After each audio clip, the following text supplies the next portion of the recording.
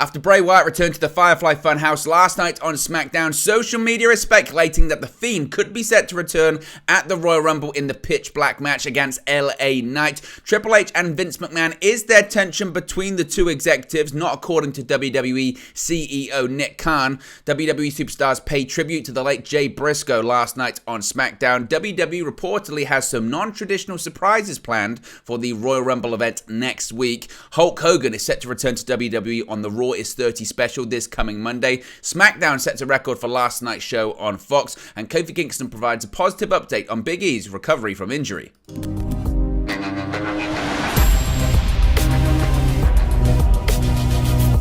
Hey guys, welcome back to Wrestling News 365. Hope everyone is doing very well. As always, there are plenty of news stories to get into in the world of World Wrestling Entertainment. And let's start off talking about Bray Wyatt and possibly the return of The Fiend to WWE programming. Over the last couple of weeks, there have been more and more hints, haven't there, that The Fiend could be set to return to WWE. Last week, of course, Bray Wyatt said he is him. He also said he was Uncle Howdy. But last night, he returned to a character that we haven't seen since his return to the company at Extreme Rules in October last year, a week after taking the form of his Wyatt family persona. Of course, he was in the ring in his rocking chair.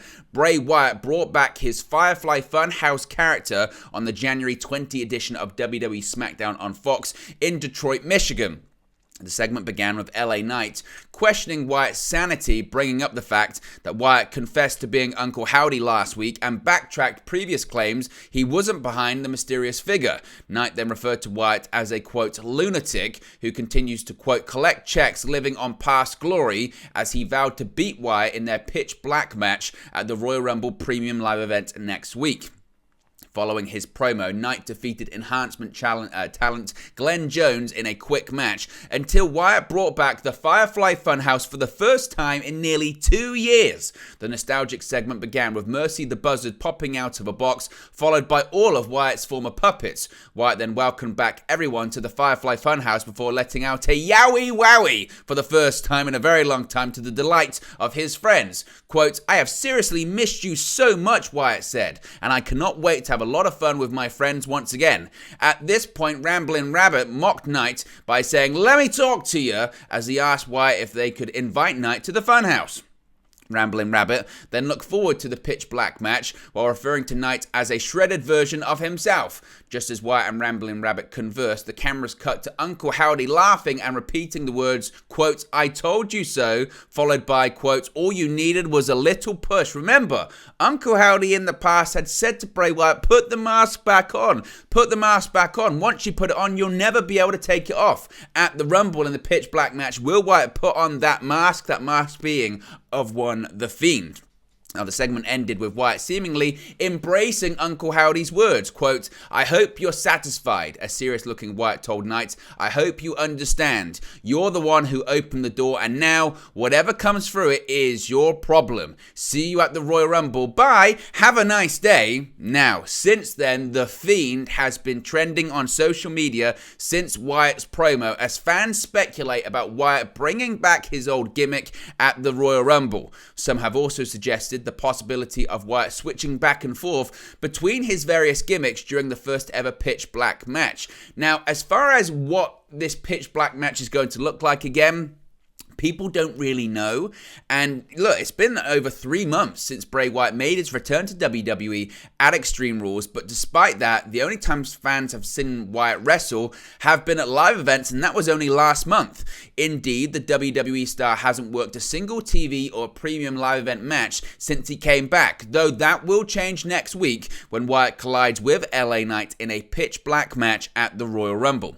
But what exactly is a pitch black match? Well, the exact details are unknown. Besides that, it's sponsored by Mountain Dew and is unlikely to be related to the celebrated film of the same name starring Vin Diesel. That's not going to happen.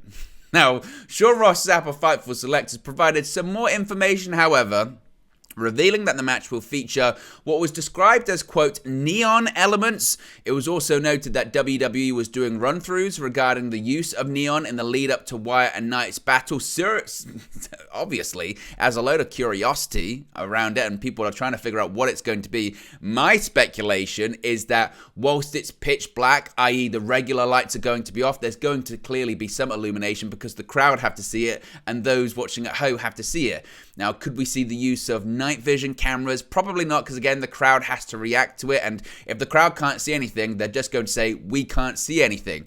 Most likely, I believe, again, the lights are going to be out, the usual lights, but there's going to maybe be spotlights, or there's going to be lights sort of around the ring, such as when the Fiend appears, and you see those kind of lights. I think we could see that. I don't know. Now, alas, the use of neon lights offers little hint regarding whether the match will be a straight singles bout between Wyatt or Knight, or if it's going to be a more cinematic experience akin to some of Wyatt's previous matches with the likes of Matt Hardy, John Cena, Braun Strowman, etc. Regardless, it will be the first Wyatt match broadcast since WrestleMania 37, when Wyatt, then dressed as The Fiend, was defeated by Randy Orton. Of course, he was released from WWE only a few months later. While he hasn't been wrestling, Wyatt has remained busy on screen since his WWE return, feuding with LA Knight and dealing with the mysterious Uncle Howdy, who he may or may not be portrayed by Wyatt's real-life brother Bo Dallas. Some are speculating that Bo Dallas is indeed the person portraying Uncle Howdy. In some instances, we still don't know. Howdy recently has gotten involved with Wyatt's former associate Alexa Bliss and has assisted her in her feud with Raw Women's Champion Bianca Belair. I still think there's a possibility that LA Knight wins the pitch black match at the Royal Rumble because of interference from Uncle Howdy, from Alexa Bliss, and that leads to WrestleMania of The Fiend versus Uncle Howdy with Alexa Bliss in between them both. I think that's where it could be going. I don't know. Cinematic, that's a possibility. We could be looking at a situation whereby the crowd are going to see on the screen what we see on the screen. It could be just that. And that would make sense from allowing Bray Wyatt to portray these various characters. He could portray this, basically Wyndham Rotunda, with the version of Bray Wyatt he's been since he's returned, which is Wyndham, essentially. He could then go into the Eater of Worlds version of Bray Wyatt, which he kind of was last week on SmackDown. He could go into the FireFly Funhouse version of Bray Wyatt, which he was last night on SmackDown. He could then end as The Fiend, maybe, and culminate in him putting on the mask that Uncle Howdy has pleaded him to put on. I don't know.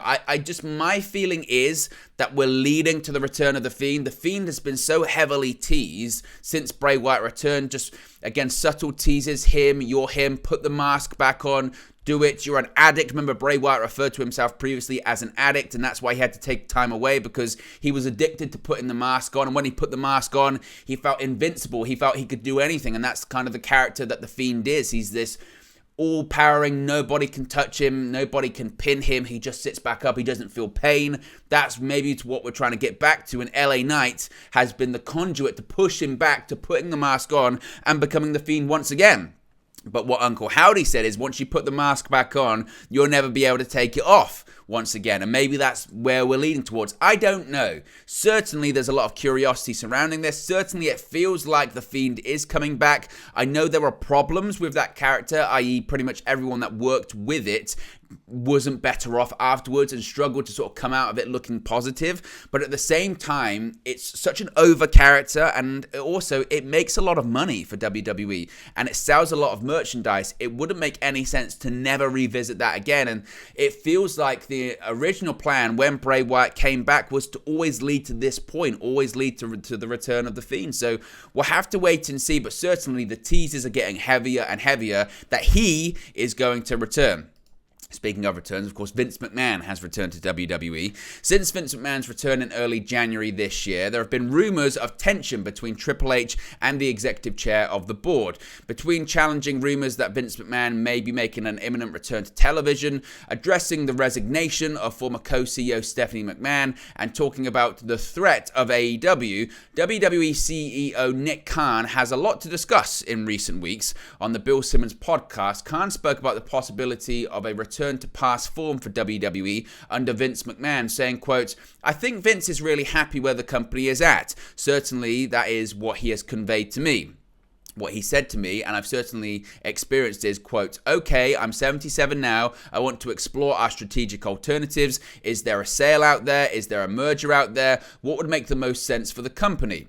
With WWE recently confirming that they retained outside advisors in connection with a review of strategic alternatives to maximize value for all WWE stockholders and other stakeholders, Khan's comments support this approach from McMahon. The WWE CEO would go on to address the rumors of disharmony between Vince McMahon and his son-in-law, stating, quote, "There's always been a lot of Twitter chatter that somehow," and in talking about Vince McMahon and Triple H, "aren't getting along. I think everybody is getting along just great." Paul Levesque told WWE Talent in a meeting before SmackDown on January 13 and before Raw on January 16 that nothing would change on the creative side of things and he would still be the person heading that up. He did say he and McMahon may have discussions, but Levesque is the one making the final call. However, it's worth remembering that WWE did hold a meeting with employees, not talent, a week earlier, and the message was business as usual and that no management would be changing. And then, of course, Stephanie McMahon resigned just days later. So it seems even what's being said in the meetings is a fluid situation and things may change. Of course, this is after all of the change in WWE. So whilst Nick Khan is saying there's no problem, there's no tension, what's he supposed to say? Of course he's going to say that. He's not going to come out and say, yeah, things are really bad between Vince and Paul. He's not going to say that. So whilst people are looking at it and saying, see, I told you so, things are fine, what's he going to say? It's PR. Now, with the return of Vince McMahon, with the review of strategic alternatives, i.e. WWE being put up for sale, a lot of people expected change in WWE, a lot of people expected budget cuts to return, and indeed they have. A new report has revealed that WWE is performing office cuts following the return of Vince McMahon. 2023 has seen massive changes and shake-up within the WWE management team following Vince McMahon's return to the company to help facilitate a sale. As previously reported, people close to McMahon have started to make their comeback to the company as well. Fightful Sean Ross Sapp reports that WWE are now performing office cuts right now. This follows several major names leaving the company over the past few weeks, starting with Stephanie McMahon resigning from her roles as co-CEO and chairwoman of the board. Stephanie McMahon's departure followed WWE's board of directors unanimously voting Vince McMahon as executive chairman once again. McMahon recently came to a multi-million-dollar settlement with ex-WWE referee Rita Chatterton, who accused him of sexually assaulting her. Of course, that was a multi-million-dollar settlement. And of course, there's just so much going on in the world of Vince McMahon. When it comes to McMahon and a sale of the company, the sportsbook betting odds for the WWE sale buyers have now been revealed. Since the return of McMahon to the board of directors to help facilitate the sale of the company, many have wondered who could be the favorites to make a purchase. Well, several potential buyers have been reported on from various outlets over the past couple of weeks. Fightful Sean Ross Sapp tweeted an update on the betting odds for the buyers for a potential sale. He wrote the following, quote, "Sportsbook have Comcast as the betting favorite to buy WWE at minus 140 odds and an implied 58.3% change via Odds Checker. Comcast/NBC Universal have plenty of stake in WWE, with the company owning the Peacock app where WWE streams on and USA Network where Raw and NXT air weekly. As previously reported, AEW President and CEO Tony Khan has commented on his potential interest in the process of a sale of WWE, revealing that they could be interested, although they're certainly not considered favorites to purchase the organization. Now, the wrestling world, of course, is still mourning the tragic passing of Jay Briscoe this week, and SmackDown last night kicked off with a tag team match and comment on the tragic passing of wrestler Jay Briscoe. Ahead of the match between Drew McIntyre and Sheamus and the Viking Raiders as part of the SmackDown tournament to determine the number one contenders to the Uso SmackDown Tag Team Championships, a comment was made regarding the loss. Michael Cole on commentary noted that WWE wished to extend their condolences to the family of Jay Briscoe, real name Jamin Pugh, who suddenly passed away this week. Referring to the Briscoe brothers as, quote, one of wrestling's greatest tag teams, Cole also noted how many WWE stars credited Pugh for being supportive of their careers. Of course, on Tuesday, January 17, it was confirmed that Jay Briscoe had passed away following a car accident in Laurel, Delaware. Updates were provided regarding his family, which we spoke about last night. Link, once again, will be in the description box below to participate in the fundraiser for Briscoe's family and his children. Now, several stars last night on SmackDown also paid tribute to Briscoe. The Viking Raiders were involved in the first match on the show and the first tag team in the tournament to determine those number one contenders, as I mentioned. As Michael Cole acknowledged Jay Briscoe's passing, the Viking Raiders wore armbands, black armbands, reading "Dem Boys," the Briscoe brothers' moniker. Later on in the show, Kevin Owens waged a surprise attack against Roman Reigns, by which he even threw Reigns through a table. However, eagle-eyed fans did notice one detail. While Owens may have a run-in and run-out, he certainly had on an armband throughout, reading Jay. Later, Owens shared a snap on Twitter of himself and the armband as well. As I mentioned, several stars paying tribute to the late Jay Briscoe last night, and condolences continue to go out to his family, friends, and fans. Now, of course, the Royal Rumble is next week, and details have been revealed on internal WWE Royal Rumble meetings. On Saturday, January 28, WWE will present the Royal Rumble 2023 from San Antonio, Texas. With little over a week away from the first major event for the company of the year, WWE have been having ongoing discussions on the plans for the show. Per Fightful Select, the company is said to be leaning out of using some male veterans for Royal Rumble appearances, despite contacting others in favor of what they call non-traditional surprises. As of last week, former SmackDown Women's Champion Ronda Rousey actually wasn't even planned for the Royal Rumble event in its entirety at the time she lost the title. However, this of course could change. We'll have to wait and see what happens. In regards to the Women's Rumble match, WWE is very confident in their women's roster after the hires and call-ups over the last year. They are also confident on how it will play into the match. It was previously reported this week that independent wrestler Jason Cade has also been brought in to help with the Royal Rumble, and TJ Wilson, also known as Tyson Kidd, will be on hand to assist with the bouts. Of course, if we get any more updates, we'll let you know. But certainly interesting, nevertheless, that WWE is planning what they call non-traditional surprises. What they will be, we'll have to wait and see. Maybe that might be a bit like we saw last year, people like Bad Bunny or celebrities getting involved. Or I don't know. I really don't know what they mean by that. So we'll have to wait and see what they mean by non-traditional surprises. Now, Hulk Hogan is back. Hulkamania will be running wild once again in WWE on the January 23 edition of Raw. The company will present the 30th anniversary for Monday Night Raw from Philadelphia, Pennsylvania, with a huge night filled with top stars and legends returning. Outside of a stacked card with the Bloodline Acknowledgement Ceremony and 2 title matches, a litany of legendary stars are scheduled for the program. The Undertaker, the Bella Twins, Ric Flair, Shawn Michaels, Kurt Angle, Teddy Long, X-Pac, Jerry the King Lawler, Road Dogg, and Ron Simmons have all been advertised for this special episode. The company is now advertising that WWE Hall of Famer Hulk Hogan has been added to the show. It will mark Hogan's first appearance for the company since WrestleMania 37 in Tampa, Florida. Of course, he was infamously booed at that event from his hometown crowd due to his past comments. The card for Monday's show also includes the Usos defending the Raw Tag Team Championships against the Judgment Day's Damian Priest and Dominic Mysterio. In another title match set for the show, Austin Theory will defend his United States Championship against Bobby Lashley. But Hulk Hogan will indeed be at the show, something that Ric Flair did comment on his podcast earlier this week, so it shouldn't come as too much of a surprise. Last night's show, SmackDown on Fox, actually broke a record for WWE. Now, just days after WWE recorded a record-breaking episode of Raw in Cincinnati, Ohio, the company have done it again. The January 16 episode of Raw was listed as the highest-grossing edition of Raw in Cincinnati history, according to reports. Fightful has now revealed that the January 20 episode of SmackDown, which took place in Detroit, also hit a high. Sean Ross Sapp revealed the news on Twitter, stating, quote, "According to tonight's internal WWE Live Events reports, SmackDown in Detroit was WWE's highest-grossing SmackDown in the city ever. A similar record for Raw in Cincinnati was also achieved this week. The day before SmackDown came to Little Caesars Arena, the building was actually evacuated due to an ammonia leak. Of course, didn't have any issues on the show, but certainly WWE still, despite all of the chaos and controversy at the moment, still continuing to do record business. Finally, Kofi Kingston has provided an update on the recovery of Big E from his broken neck injury. Big E, of course, has been on the shelf since suffering a broken neck on the March 11th edition of SmackDown last year. Speaking on Peter Rosenberg's Cheap Heat podcast, Kingston noted that Big E is doing really well.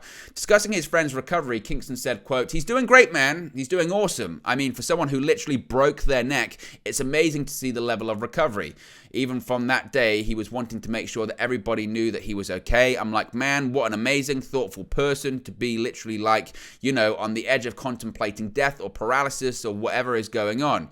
You don't know what's going on. This is your neck and you're worried about other people. That's a totally different level of caring. I don't think I've ever met anybody with that level of concern for other people. You know what I mean? So yeah, he's doing really, really well. He hasn't had to have surgery on his neck. It's kind of healed naturally. I think it's getting to the point where, so the wound is healed, but the fractures are not ossifying, generating new bone. You learn all types of new terms when you get that close to these situations. So they want to do a new scan, I believe, in March, and they want to see where things are, and we'll kind of go from there. To me, the most important thing, and I know a lot of people are like, wow, when's he coming back? Do you think he's going to come back? To me, the most important thing is that he's able to live his life in a comfortable fashion and be happy. Discussing what he misses about having Big E around on the road, Kingston said, quote, "The comedy, because he's so incredibly funny, man. You don't have a conversation or a car ride or a hangout with E without not laughing your ass off. Every interaction that we have is just like a joy-filled interaction, like true belly laughing, joy-filled interaction. We obviously still text and everything like that, but it's not the same as being in person." We're actually going to Australia on Friday for about a week. We're going to be promoting the fact that Binge, which is a streaming service, so WWE is going to be on Binge in Australia. So we're going to be there for a week to promote it, and it's going to be me, Woods, and E hanging out for a week. We haven't had a good hangout like that in a long time. So positive news when it comes to Big E being healthy and recovering, but still feeling like he's still got a way to go if he ever returns to the ring again. So here's hoping that is a possibility. But there you go, guys. That's the latest WWE news for you. Be sure to smash a like on the like button. Be sure to subscribe, bottom right-hand corner. Let me know your thoughts on today's WWE news stories in the comment section below, and I'll speak to you again very, very soon.